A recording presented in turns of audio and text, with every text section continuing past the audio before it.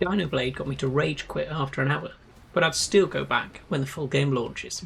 You're a dinosaur with a massive sword fighting other dinosaurs with weapons of their own. What kept me there is the combat is strong, the world feels gritty, and the dinosaur with the axe still managed to throw me around the arena.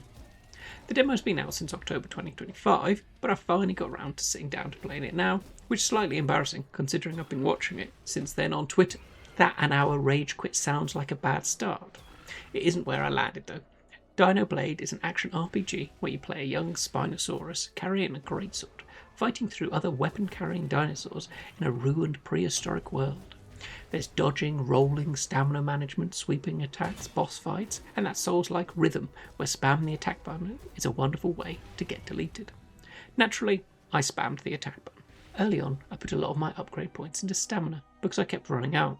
You collect SP as you kill dinosaurs. Then you spend it on attributes like health, damage, resonance, and stamina. Stamina was the obvious one for me because I like light attacks, and I was trying to solve every problem by hitting it more. Then I started moving into health because it became clear that being able to swing more didn't matter if a boss could flatten me in 2 or 3 hits. The first boss nearly got me to quit on its own. I went in there trying to do the normal thing, hit him a lot, dodge when I remembered, then wonder why I was on the floor. That did not work, so I ended up with the least heroic dinosaur sword strategy possible. Roll in, hit 3 times, roll away to the edge of the arena, and run around until my stamina came back, then charge back in and do it all again. It was complete cheese, but it worked. The next boss went a bit better.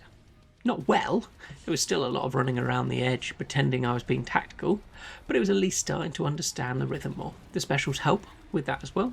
Once you beat a boss, you can summon them, and they charge in for an attack that turn back into dust. There's also soul arts, including one called 1,000 Cuts, where you jump in and carve through a target in a burst.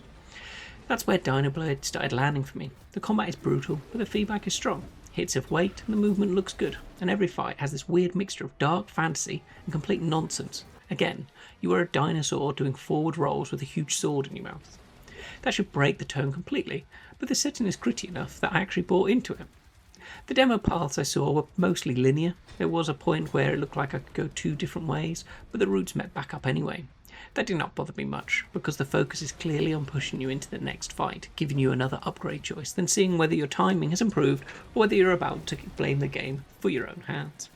And then the final boss happened. Kasei the Tyrant battered me. I was getting thrown all over the arena, and this is where I did have a couple of moments where the game felt like it was fighting me a bit. I found that if I jumped one of his attacks, sometimes I'd avoid damage and sometimes I'd still take the hit. There was also rocks in the arena that I tried to use for spacing, but he could attack straight through them while I was using them to path around. That was annoying, and after a while I was not getting anywhere, and that's where I rage quit. I would love to blame the game fully. I don't think I can. I went and looked at how far other people had got and how long they'd been playing, and this was almost certainly one of those times where the answer is, I'm bad at this. Soulslike combat is not my genre. I don't have the coordination for it, and Dinoblade definitely has that brutal feeling, and a skill cap exposes the lack of skill quickly.